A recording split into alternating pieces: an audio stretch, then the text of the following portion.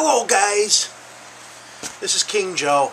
I decided to do a video about my best friend Optimus Tron, or Channel Tron, or whatever you want to call him. You know, he's always on here. He's always telling me I'm a hoarder. Well, I don't consider myself a hoarder. I consider myself a collector. Hoarders keep multiple items of the same thing and they never get rid of it. I actually know a guy who's a comic book dealer, and I consider him a comic hoarder because the guy's got like 5 copies of Amazing Fantasy 15, 5 copies of Spider-Man #1 sitting there. He has a wing on his house that's got like 4 stacks. He probably has, you know, I got 81 full boxes in my collection. I got maybe 7 boxes full, or 7 or 8 full boxes of doubles. Well, his collection makes mine look like a baby, because he's probably got 400 or 500 full boxes sitting in his wing, and he actually owned. I used to buy from him. And my friend keeps telling me I'm a hoarder because I have not only 81 boxes of comics, I have baseball card sets from 1970 on up, football, the same thing, basketball, hockey. I have a lot of non-sports sets. I have, we just brought 400 boxes of toys. Eventually all this stuff will be up to the show. Well, my goal, a long time ago, I actually wanted to be a dealer, but then I decided I can't be a dealer, because I can't screw people. Like, for example, one time I was at a comic book shop, and a guy came in with a nice sized box, probably, let me see, probably about the size of this box here.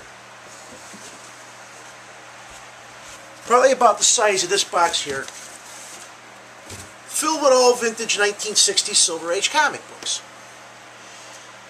And as I'm looking through, he had a Fantastic Four #4 in there. He had a lot of old Spider-Mans, like in the teens, 20s, 30s, I think all the way up to the 60s, because the guy collected Spider-Man. Some old Hulks, Journey in the Mysteries, Tales of Suspense, Adams, Hawkman.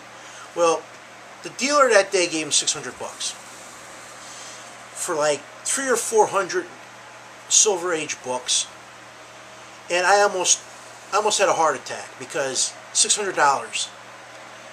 Well, he went out to his car, and I said to the dealer, I said, you know, Al, I want 2 of those books. And Al goes, yeah, $100. And I'm like, you just bought, you know, a couple hundred books for $600. You know, for 2 or 3, are you going to charge me $100 for 2? So I ended up buying my weekly stash, which ended up being, I found out, you know, over the years that I got shorted. I'm on the way to the car. He noticed, you know, I was like, you know, a bit like, you know, like shocked at, you know, what the guy, you know, gave him. And he stopped me on my way to my car, and he told me, he goes, I still have another box of comics at home. So I told the guy, I said, well, here's my name, my phone number. He came to my house, and in it was like maybe 100 to about 110 comic books, and it's pretty much a lot of some of the Silver Age stuff you see that's in really nice condition, that's in my collection. Well, back then I graded it, and I told him I can give him half of whatever it booked for at the time. Well, half of what it booked for, that was 100 books, 110 books, came out to $780. And he goes to me, give me $600 for him. So I told him, since it was Sunday, he had to wait till Monday. So first thing Monday, I went to the bank, withdrew $600, because at that time I had money saved. And that's where I got those 3 nice Journey in the Mysteries, a lot of my nice Green Lanterns, a lot of my nice Justice League of Americas. I got the Batman annuals out of him, even though some of them are water damaged. It's still for the price. I couldn't pick up. He didn't want to part with the Batman annual #1, though. I think that's where I got a lot of my 80-page giants, too. But it just goes to show you how dealers work. And that bothers me, because like now, Loki Gremlin, I feel for you about how, you know, you go to that thing and the guys, they pull the variants and they want $60 a piece. They should be shot. They should be hung by their balls, as far as I'm concerned. I think that is wrong. I think if you're a shop and the stuff comes out, you should put it on the rack and sell it for cover price. I knew a dealer. I just went to him this past. He actually got flooded out in the flood that happened around here this past summer. he went to his comic shop and he had boxes, long boxes filled, must have been about 10 or 11 of them, filled with just variants, and he wanted anywhere from 10 to 15 bucks a copy. And I was like, I won't give you that kind of money for them. You know, it's crazy. The bottom line with me when it comes to collecting, it's only what somebody's willing to pay. No matter if you have a baseball card, a comic book, a toy. People say, oh, it's worth that. But you know what? When you got to pay your bills, when you got to pay your rent, when you got to buy food, you can't take that stuff down to this corner store and get something. Long time ago, just for shits and giggles, I took my Showcase 24, my third appearance of Green Lantern, and I figured the condition I got it, and it's got to be worth about $1,000. The most I got offered for on eBay, I actually had a high reserve put on it. The most the bidding went up to was $125, $150 around that area, and I was like, ridiculous. And you know, I used to love collecting just for the fact of reading. But now that I'm getting back into it, I'm thinking to myself, man, there's no comic authority, you know, there's sex in it. I can't share this with my kid. I can share all my older books with my kid because they're universal. And I understand, you know, but you know what? You're gearing it towards teenagers and adults.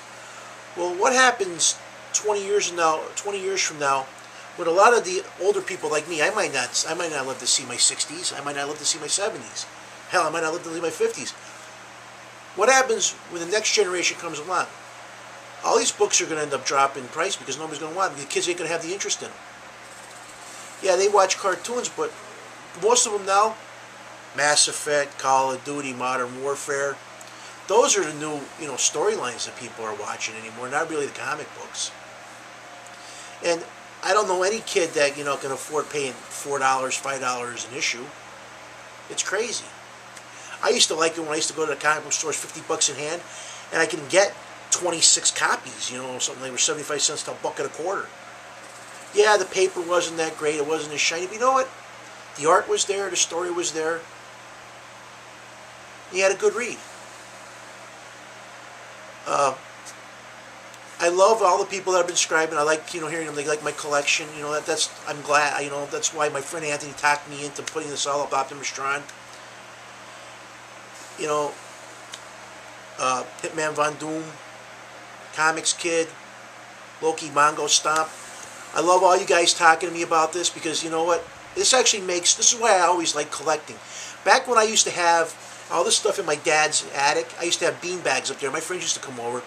They never collected because they didn't have to. They came over to my house, they read the books, and then we used to talk about this stuff. That's what, you know, when I saw the show Comic Book Man, when it was going to come out, I thought, you know, that's what it would be like. You bullshit, you tell stories, you have fun, you have a good laugh. And I was very disappointed in it. Like, I see you guys' reviews on the certain comics. When it's all said and done, I'm going to have my comic loft up in my attic again, probably by the end of next year. And I'm going to have all my books squared out. I'm going to have a couple bead bags up there and nice lighting.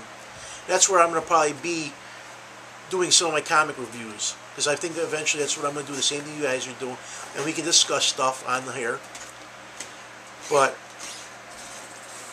I really enjoy, you know, the feedback I've been getting from some people. I have one dislike. I have no clue. The guy was from Germany. So, danke schön. But, you know, you like what I have to say, let me know. You don't like, let me know. You know, I love, you know, the feedback and the banter. And as always, I thank you for people for subscribing and viewing me.